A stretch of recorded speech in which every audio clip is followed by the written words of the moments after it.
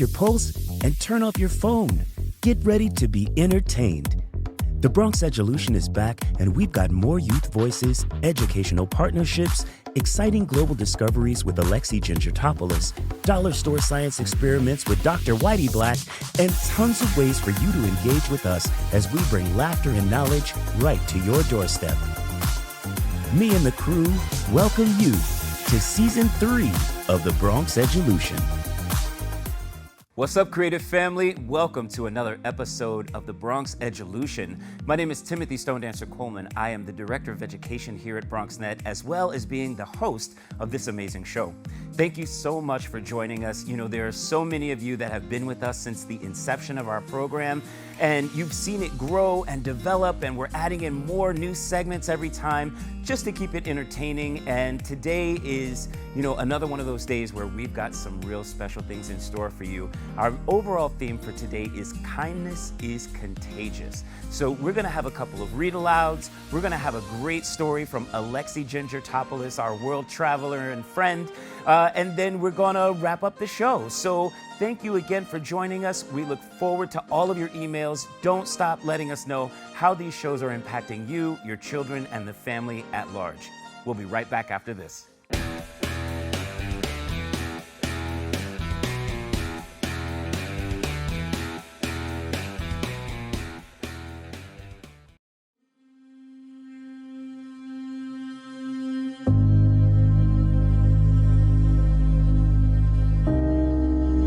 Only 57% of New York City high school students are college ready by their senior year.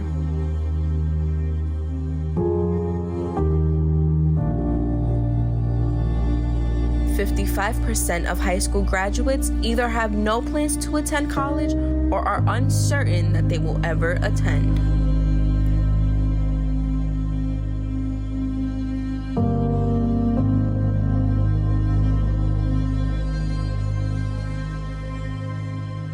"34% of young adults don't go to college because they can't afford it.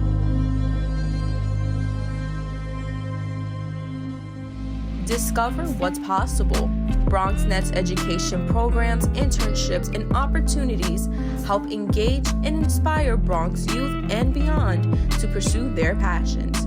Be a part of the BronxNet family. Whether you're interested in our shows, joining a class, or donating to support our mission, visit bronxnet.org to learn more.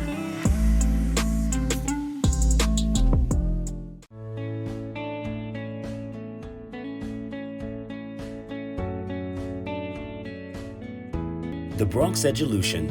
We are Bronx Strong. Hey, creative family, welcome back to the Bronx Edulution. This is such a fun segment for me. This is our, read aloud with Uncle Tim time. As I've told many of you, I became an uncle when I was 7 years old. I've got over 20 nieces and nephews at this point. So I've been Uncle Tim for a very long time. So this is something that I used to do with my nieces and nephews, and we would have fun little read-alouds. So today we are reading a story called Friends in the Forest. Once upon a time, in a lively forest, a baby bird named Bucky Beak loved to explore. One bright morning, Bucky Beak decided to practice his flying. He flapped his little wings and soared up and into the sky. But as he got tired, he landed on a branch, and he got all tangled in the twigs and couldn't get himself free. Bucky Beak chirped for help. "Twiddly-deedly-dee, twiddly-deedly, help me, help me!" His tiny heart was pounding with fear. Nearby, a baby squirrel named Willow heard Bucky Beak's cries. Willow was known for his fluffy tail and his love of acorns. But Willow also had a secret. He was afraid of heights. Willow saw Bucky Beak stuck in the tree and felt a tug at his heart. "I have to help him," Willow thought, even though he was scared. He took a deep breath and mustered up all of his courage and began to climb that tall tree. Higher and higher and higher Willow went, his paws trembling. He looked down and felt dizzy. but he had to keep going. His friend was stuck. "I can do this," Willow whispered to himself. Finally, Willow reached Bucky Beak. The baby bird's eyes were filled with tears. "Tweedly, tweedly, tweedly! I'm so scared! Hurry up, hurry up!" "Don't worry, I'll get you out," said Willow. Using his tiny teeth, Willow nibbled at the twigs until Bucky Beak was free. "Oh, Tweedly, Tweedly! Oh, thank you, thank you!" Bucky Beak chirped joyfully, flapping his wings and giving Willow a great big hug. Now, Willow felt proud and brave. They both climbed down the tree together. And back on the ground, Bucky Beak and Willow became the best of friends. They played and explored the forest together every single day. And one afternoon, they heard a rustling sound and saw a little rabbit stuck in a thorny bush, unable to move. Remembering how Willow had helped him, Bucky Beak flew over to the rabbit. "Hold still. I'll help you," he said kindly. "Tweedly tweet, tweet, tweet, tweet." And he used his beak and carefully pulled the thorns away until the rabbit was free. "Well, I do declare, thank you from the bottom of my racing heart," the rabbit said, her eyes shining with gratitude. "You're a gentleman and a hero." Bucky Beak smiled. "Someone was nice to me too," he replied, "and now we're all friends." "As if you couldn't guess already, my name is Robin. They call me Robin the Rabbit." "Nice to meet you, Robin," Willow said, and Bucky Beak, he said it too. "But the tweet, tweet, tweet, nice to meet you, Robin the Rabbit." Willow, Bucky Beak, and Robin played together and became great friends. And so the baby bird who was once stuck in a tree, along with the brave squirrel who faced his fear, and the bouncy happy rabbit who was once stuck in a bush, showed everyone that when we help one another, the world becomes a better and more fun place for everyone. Thank you for joining me for Uncle Tim Time.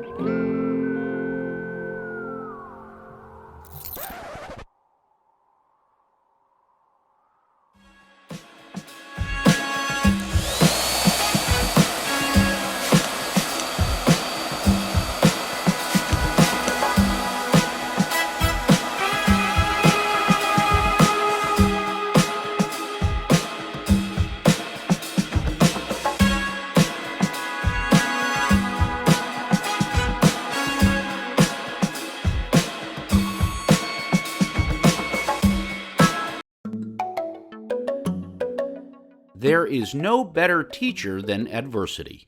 Every defeat, every heartbreak, every loss contains its own seed, its own lesson on how to improve your performance the next time. Growth and resilience, as exemplified by the remarkable journey of Malcolm X, is a testament to the strength and courage it takes to fight for equality in all aspects of life. Malcolm X was a prominent civil rights leader and advocate for black empowerment. He played a significant role in the U.S. civil rights movement during the 1950s and 1960s. Malcolm X initially gained attention as a spokesperson for the Nation of Islam, a black nationalist and separatist religious organization. He was known for his fiery and at times controversial speeches. In 1964, he officially announced a break with the Nation of Islam and its leader Elijah Muhammad, and he took a pilgrimage to Mecca. He began to embrace a more inclusive and international perspective. Malcolm X was assassinated in 1965 at the Audubon Ballroom in New York City by members associated with the Nation of Islam. Malcolm X's legacy endures as an influential figure in the struggle for civil rights and his emphasis on self-determination and empowerment for African Americans. Imagine if Malcolm X had allowed the challenges he faced to defeat him. What if he had let the setbacks and obstacles he encountered along the way deter him from his mission? We wouldn't have witnessed the transformative power of his resilience and determination. Malcolm X's life is a testament to the incredible strength that lies within each of us, waiting to be awakened in the face of adversity. He faced countless trials and tribulations, from the injustices of racism to the betrayal of those he once trusted. Yet, through it all, he never wavered in his commitment to justice and equality. In every setback, Malcolm X found an opportunity for growth and learning. He understood that adversity is not the end, but rather the beginning of a new chapter filled with valuable lessons and opportunities for improvement. Each defeat only fueled his determination to come back stronger and more resilient than before. So, let's embrace Malcolm X's timeless wisdom as we navigate our own challenges and setbacks. Let's recognize that every obstacle we encounter is not a roadblock, but a stepping stone on the path to our dreams. And let's remember that, like Malcolm X, we have the power to turn challenges into triumph, to transform defeat into victory, and to write our own legacy of strength and resilience. And that's the juice. Get more quotes, bios, and news articles like this by signing up for the juice. Fresh articles crafted daily by journalists and educators help you stay informed about the latest in world news, STEM, and current events. The platform combines captivating stories with innovative technology delivered to you at your reading level, ensuring you're never left feeling confused about the news again. The Juice empowers kids to enhance their reading skills through engaging articles and videos that can be enjoyed at their own pace. Sign up today and elevate your knowledge and reading abilities with The Juice.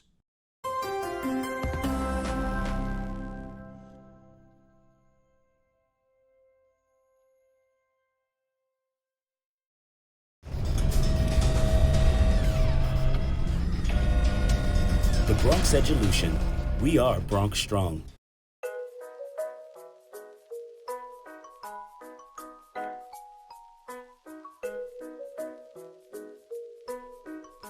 Hello, everyone. It's your travel buddy, Alexi Gingertopolis.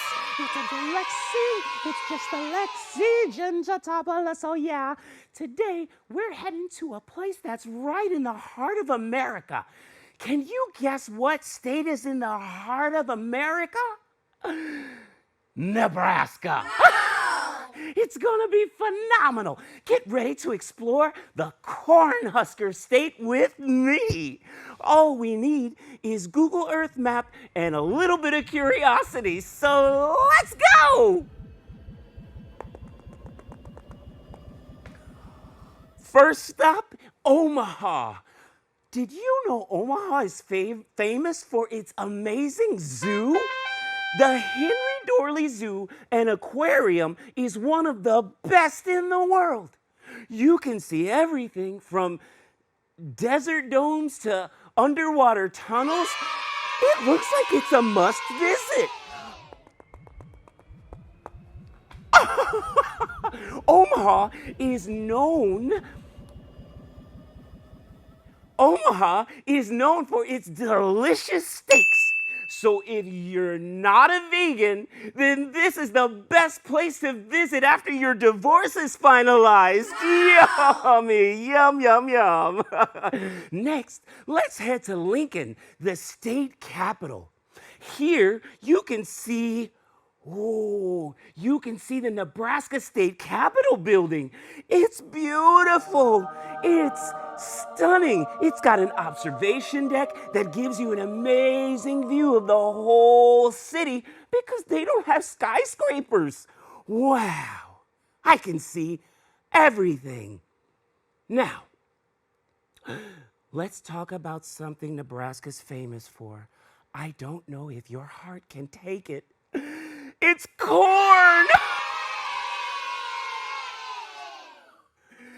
Did you know there are so many ways that you can use corn? You can eat it fresh, like off the cob. You know what that's like, right? You can make popcorn, like poop, poop, poop, poop, poop, poop. You can make corn syrup, like I'm syrup. I'm syrup. And you can even make biodegradable plastics. Corn is in so many of the products we use every single day. At the very least, though, I wouldn't be Alexi Gingertopolis if I didn't tell you that you can Google a corny joke and tell your friends just for fun, okay? Hold on. Here's an example. Work with me, people. Why did the chicken cross the road? Wait a minute.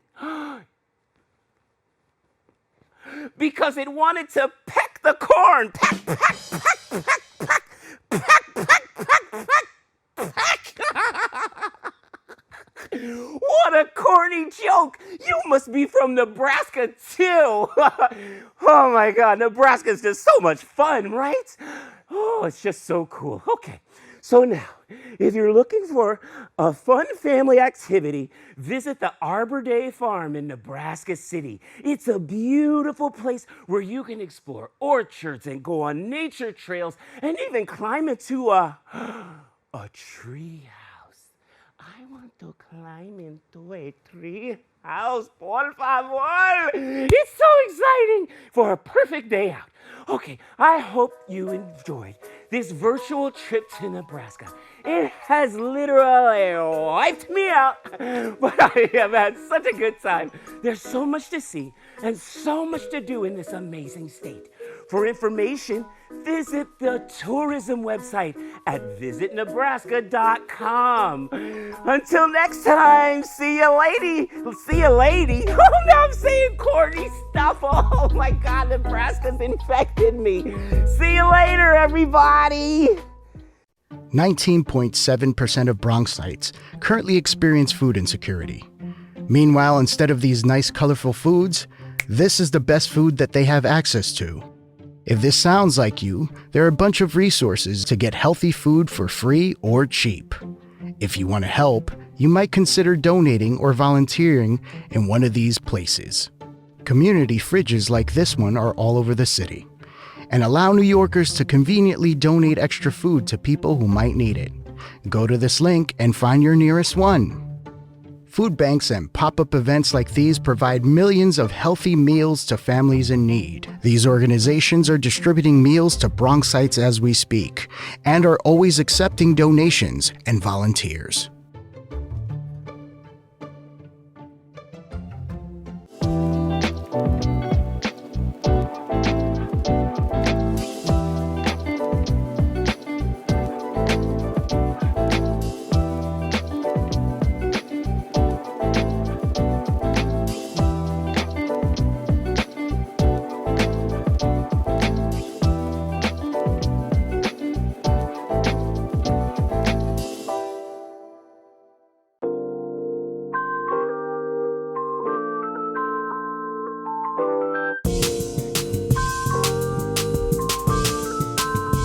Welcome to Storytime with Ms.Humphrey.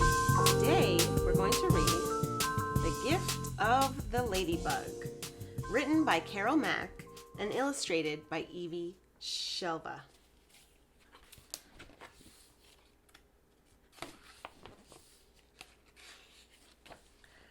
Dedication. The Gift of the Ladybug is dedicated to my sweet son, TJ. You are the love of my life, my most cherished gift, and my greatest teacher.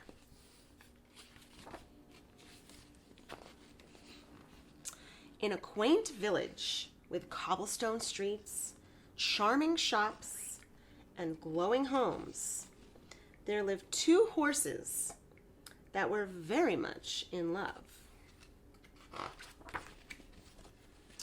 One day, the horses dreamed of having a baby colt. As luck would have it, a year later, they were blessed with a beautiful baby boy. They were so blinded by joy and love for their boy that they didn't notice that he was much smaller than other baby colts. They were so enamored with his red body with black polka dots that it never occurred to them that horses don't have red bodies with black polka dots. In fact, it wasn't until they took him to the doctor that they learned that he was not a horse at all. He was a handsome little ladybug. So, the horses named the boy Polka Dot and celebrated his ladybug qualities. His bright and bold colors, his exquisite wings, and most of all, his lovable ladybug personality. Gallop class. But after a while, the horses realized that they didn't know how to care for a ladybug. So they took Polka Dot back to the doctor to learn everything there was to know about ladybugs.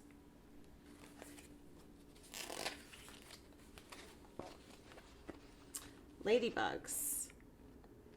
The horses learned that unlike hay, grass, and grain, ladybugs eat other bugs.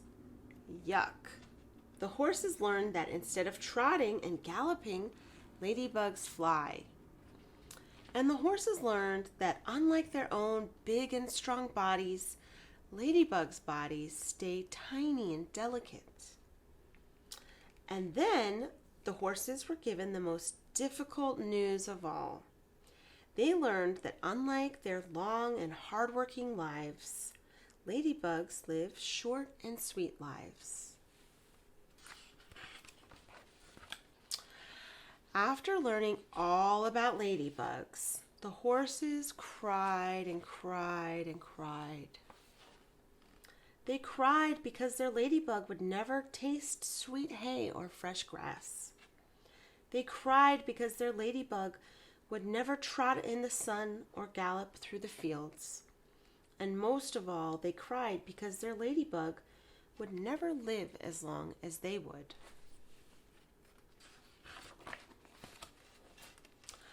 Polka Dot was confused. "Please don't cry," he said. Polka Dot couldn't figure out why the horses were so sad. The horses kept crying. "But I love eating bugs and I love to fly," Polka Dot said. "And I don't know how to be a horse. I only know how to be a ladybug."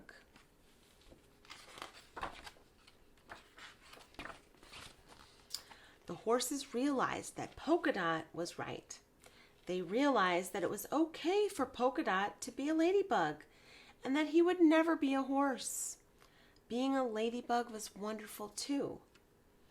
And then they realized the most beautiful thing of all. Polka Dot was meant to be a ladybug, and he was happy. At that moment, the horses' tears turned from sad tears into happy tears. They knew that they had been given a miracle. They were two horses who were blessed with the most special ladybug that had ever lived. For the rest of Polka Dot's sweet life, the horses cherished the fact that he was a ladybug. They slowed down their hard-working ways, perfected countless bugalicious recipes, sang, danced, and played with Polka Dot. They even caught a glimpse of what it is like to fly. And for the rest of time, the horses treasured all of the lessons that their wise Polka Dot taught them and rejoiced in the gift of the ladybug.